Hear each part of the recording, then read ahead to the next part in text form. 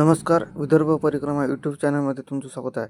आज आपणाला दर्यापूर तालुक्यातील ऐतिहासिक पार्श्वभूमी असलेल्या आणि पुरातन मंदिर असलेल्या श्री आनंदेश्वर संस्थान लासूर येथील महाशिवरात्री महोत्सव 2025 निमित्त भव्य अशी यात्रा होती. आणि त्यानिमित्त चे पदाधिकारी यांनी 2025 यात्रा महोत्सव महाशिवरात्री निमित्त तसेच संस्थानचे आख्यायिका याविषयी माहिती आपल्याला सांगितली आहे. आनंदेश्वर महाराज की जय. मी लासूर येथील रहिवासी मोहन विजयराव पवित्रका. आमच्या इथे जो हा महाशिवरात्रीचा उत्सव सुरू आहे, इथे महादेवाचं मंदिर आहे लासूर येथे. आणि हे मंदिर जे आहे हे पुरातन मंदिर आहे.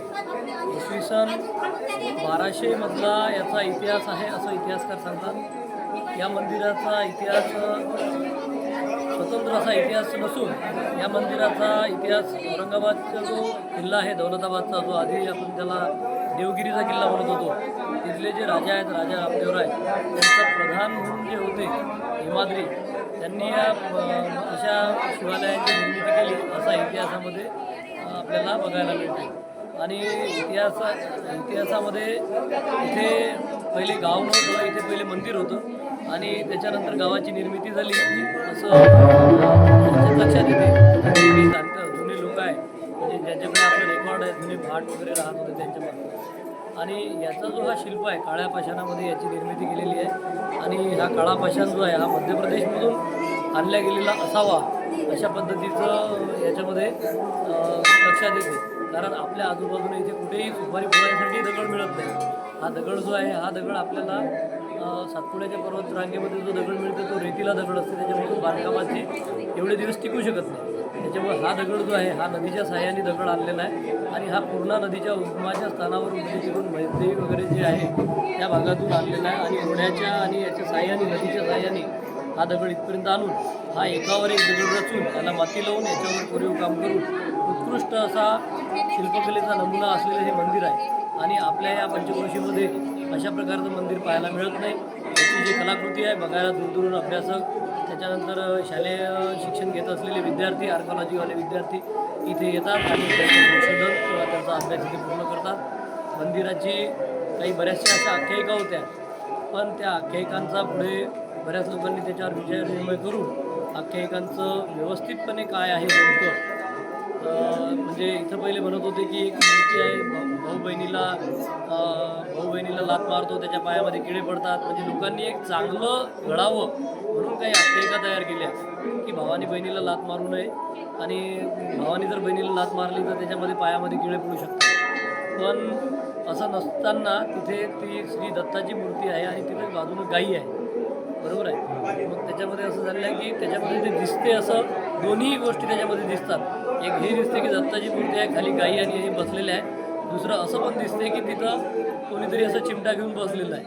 अशा पद्धतीच्या याच्या आख्यायिका आहे. त्याच्यानंतर दुसरी आख्यायिका अशी होती, आम्ही जे ऐकली लहानपणापासून, की हे मंदिर 6 महिन्याच्या रात्रीमध्ये बांधलं गेलेलं आहे. आपल्या या भागामध्ये 500 काय 800 1000 वर्षापूर्वी 6 महिन्याची रात्र कधी होऊ शकत नाही. कारण 6 महिन्याच्या रात्रीमध्ये सजीव जगू शकत नाही. तर अशामध्ये बऱ्याचशा ह्या ज्या आख्यायिका आहेत ह्या कोणत्या तरी कारणाने जुन्या लोकांनी तयार करून आपल्याला कुठेतरी आपण या गोष्टीची सुरक्षा करावी, या गोष्टीला जतन करावं, त्याच्यासाठी केलेल्या आख्यायिका आहेत. त्याच्यानंतर बऱ्याचशा लोकांनी याच्यावर अभ्यास केला, याच्यावरून काय सांगता येईल चांगल्या पद्धतीनं ते सांगण्याचा प्रयत्न केला. इथे महाशिवरात्रीच्या निमित्त 8 दिवसाचा कार्यक्रम राहतो. 7 दिवस भागवत वगैरे, घरी कीर्तन अशा पद्धतीने कार्यक्रम होतात. 8व्या दिवशी इथे महाप्रसादाचा कार्यक्रम होते आणि महाप्रसादाचा कार्यक्रम झाल्यानंतर या कार्यक्रमाची सांगता होते. आज महाशिवरात्रीचा दिवस आहे आणि महाराष्ट्राच्या कानाकोपऱ्यातून इथे बरेचसे भाविक येतात. आज सकाळपासून म्हणजे असं म्हटलं तर चालेल की काल रात्रीपासून इथे भाविक येणे सुरू आहे आणि अखंड भाविकांच्या रांगा ज्या आहेत त्या इथे लागलेल्या आहेत. बरेचसे भाविक दूरून आलेले आहेत. आम्ही आमच्याजवळ काही भाविकांची नोंदही घेतो की कुठून आले, काय आले, चौकशी करतो. आणि संस्थांमार्फत इथे सर्व प्रकारची व्यवस्था भाविकांसाठी केली जाते, बसण्याची, पाण्याची, चहाची, काही नाश्त्याची, अशा पद्धतीनं. आणि इथे दरवर्षी येणारे भरपूर भाविक आहेत. म्हणजे यावर्षी आले ते पुढच्याही वर्षी येतात आणि निरंतर येतात. कारण त्यांचा जो इथे जे शिवलिंग आहे त्यांना मनोभावे आपण जे काही कामना करतो किंवा इच्छा प्रकट करतो त्या इच्छेला पूर्ण करण्याचं काम बऱ्याच लोक म्हणजे शिवजींनी केलेलं आहे.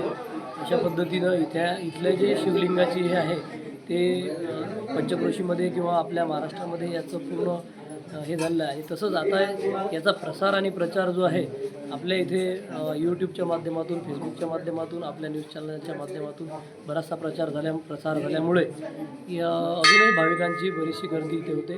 आणि तसेच आता शासनाच्या माध्यमातून मोठे रस्ते झाले.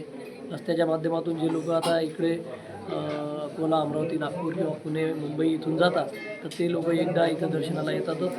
आणि या मंदिराचं जे पावित्र्य आहे आमचे गावकरी मंडळी, संस्थान आणि सर्व बाहेरून येणारी जी मंडळी आहे, प्रेक्षक मंडळी आहे, त्यांनी राखलेलं आहे. आजपर्यंत या मंदिराला कोणत्याही प्रकारची गावकऱ्यांकडून, येणाऱ्यांकडून किंवा लहान मुलांकडून कोणत्याही प्रकारची इजा किंवा दगडाला कुठं ठेस पोहोचवली असं, दगड कुठं फोडला असं झालं नाही. दगडावर कुठेही असं कोणी लिहिलं असं झालं नाही. त्याच्यानंतर इथे 2015मध्ये जे प्रवेशद्वार आहे मंदिराचं ते प्रवेशद्वार थोडं पडायला झालं होतं. तर पुरातत्व विभागाने त्या मंदिराची पूर्ण काळजी घेऊन मंदिर समोरचा भाग उघडून मंदिराचा पूर्ण म्हणजे जो आवश्यक होता तो जीर्णोद्धार केलेला आहे. आताही महाराष्ट्र शासनाच्या माध्यमातून मंदिराला MSRDCच्या माध्यमातून काम लागणार आहे. चांगली गोष्ट आहे. मंदिराचा विकास झाला पाहिजे, परिसराचा विकास झाला पाहिजे. आणि हे मंदिर जे आहे जसंच्या तसं आधीच्या अनेक पिढ्या होऊन गेल्या, आपल्याही नंतरच्या पिढ्यांना आपले पूर्वज किती चांगलं काम करत होते, आपल्या पूर्वजांजवळ किती मोठ्या कला होत्या, शस्त्र जरी कमी असेल, संसाधनं जरी कमी असतील तरी आपण काय करू शकतो हे उत्कृष्ट म्हणजे त्यांनी उत्कृष्ट निर्माण केलेलं आहे त्या याच्यामध्ये, त्या कालखंडामध्ये. अशा पद्धतीनं या मंदिराचा इतिहास आहे. ग्रामस्थ लासूर हे आमचं लासूर गाव आमचं आरोग्य दैवत आहे. आणि इथे येण्याकरता जे मार्ग आहेत अकोल्यावरून मैसांग मार्गे लासूर पोहोचतात, अमरावतीवरून दर्यापूर लासूर, नागपूर, अमरावती, लासूर, बुलढाणा, अकोला, लासूर असे भरपूर मार्ग येण्याकरता आहे. आणि इथं भरपूर ठिकाणचे लोक दर्शनाला येतात. आणि इथं 2 उत्सव साजरे होतात. एक श्रावण महिन्याचा उत्सव साजरा होतो. श्रावण मासमध्ये 1 महिनाभर दर सोमवारी इथं भाविकांची भरपूर गर्दी असते. आणि त्या भाविकांसाठी ते नाश्ता, चहाची दिवसभर व्यवस्था आम्ही करीत असतो. त्यानंतर एकादशचा कार्यक्रम होते. इथं एक महादेवाचं लग्न म्हणून असते, तो कार्यक्रम साजरा करतो आम्ही. आणि गावकरी मंडळी सर्व याला सहकार्य देतात. आणि भक्तांचा याच्यावर फार विश्वास आहे, कारण भरपूर लोकांना इथे अनुभव आलेले आहे की देवस्थानाबाबत जागृत आहे. अशा पद्धतीनं लोकांना अनुभव आले आहे, त्यामुळे लोक इथं भाविकांची खूप गर्दी असते. मी दर्यापूर आहे. काय सांगाल हे जसं आता आम्हाला असं माहीत पडलेलं आहे की आनंदेश्वर महादेव मंदिर आहे, पुरातन काळातलं ते मंदिर आहे. आणि त्या मंदिराची व्याख्या अशी आहे की इथे सूर्यकोरासारखं बनलेलं आहे. त्यामुळे मंदिराचा आता जशी महाशिवरात्री आहे आज, दर्शन करायला आलो भोले बाबाची. काय सांगाल मंदिरावर परिसर खूप छान आहे. आता मंदिर रमण्याजोगतं आहे, छान परिसर. माझं गाव सहकार नगर भरोसा दर्यापूर इथून आलेलं आहे मी. त्यानंतर हे आनंदेश्वर मंदिर आहे, पुरातन मंदिर आहे. या मंदिराबद्दल सांगायचं झालं तर हे खूप वर्षापूर्वीचं आहे आणि पुरातन मंदिर आहे. या मंदिराला खूप मोठ्या प्रमाणात निधी वगैरे प्राप्त झाला आहे. या मंदिराचं काम होतच आहे दिवसेंदिवस. त्यानंतर दूरदूरून भाविक भक्त महाशिवरात्रीला येतात. त्यानंतर जे विशिष्ट मंदिराचं चांगलं आहे, लोक व्यवस्थापन आहे. काय वाटतं या मंदिरावर? या मंदिराला वरतून कळसणी आहे. त्यानंतर हे मंदिर खूप पुरातन व्यवस्थापन मंदिर आहे आणि हे पूर्ण मंदिर पूर्वी कामात झालेलं आहे. किती वर्षापासून तुम्ही मी जवळपास 10-15 वर्षापासून येतो. दर महाशिवरात्रीला मी येतो. त्यानंतर भक्तिभान लोक दर्शन वगैरे घेतात. खूप मोठ्या प्रमाणात गर्दी होतात. अकोल्यामधून आलेलो आहोत. या पुरातन मंदिराबद्दल मी खूपसं ऐकलं होतं, पण मला असं वाटत होतं की या मंदिराला केव्हा मी भेट देतो आणि केव्हा नाही, अशी मला आतुरता होती. आणि या मंदिरामध्ये खरंच मी भेट दिल्यानंतर मला खूप आनंद झालेला आहे. आणि आजच्या महाशिवरात्रीच्या पर्वाला मी इथं भेट दिल्यानंतर मला खूपच आनंद वाटतो. काय वैशिष्ट्य वाटते या मंदिरामध्ये? मला हे मंदिर बघून खूप कारगिल काम दिसतं आहे. याच्यामध्ये वरती जे घुमट असते, जे छत असते ते नाही आहे. आणि हे कारगिल काम बघितल्यानंतर मला एकदम खूप आनंद वाटतो. आणि काय वाटते बा या मंदिरात तुम्ही किती वर्षापासून येतो? मी तर आज पहिली बारच आलेलो आहो, पण मला असं आज पहिली बार आल्यानंतर मला असं वाटतं की परत या मंदिराला भेट द्यावं आणि या मंदिराला म्हणजे परत याचा जीर्णोद्धार व्हावा असं मला असं वाटतं. म्हणजे स्वरूपात तुम्हाला समजलं की बा मंदिर इथं आहे. मी जेव्हा यूट्यूबवर असंच बघत होतो रील्स, तेव्हा हे मंदिराचे व्हिडिओ मला दिसला होता आणि तो दिसल्यानंतर मला तेव्हापासून अशी मनामध्ये आस होती की या मंदिराला कदाचित आपण आयुष्यामध्ये एक वेळा तरी याला व्हिजिट द्यावं म्हणून. काय सांगा या भाविकांना आव्हान काय? भाविकांना हेच आव्हान आहे माझं की या मंदिराला खूप वर्ष झालेले आहे आणि याला भेट द्यावं जरूर.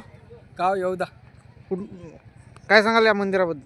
हे मंदिर आमच्या विदर्भातून सर्व मंदिरापेक्षा हार्ड आहे आणि खूप वेगळं आहे. सांगायचं झालं तर पूर्ण विदर्भामधून पंचक्रोशीतमधून दगडातलं कोरीव काम केलेलं एकमेव मंदिर आहे जे आपल्या पूर्ण विदर्भात कुठेच नाही आहे. महादेवाचं मंदिर आहे. काय सांगा या मंदिराबद्दल वैशिष्ट्य काय वाटते? हे मंदिर पाहून तुम्हाला काय वाटते की मंदिर पण मला खूप समाधानी वाटते. चांगलं आहे, पब्लिक खूप आहे आणि असं मंदिर पूर्ण विदर्भात कुठंच नाही आहे आणि शांतता सर्व शांततेत चालू आहे. सुरळीत चालू आहे. काही कुठं वाद नाही, काही नाही, काहीच नाही.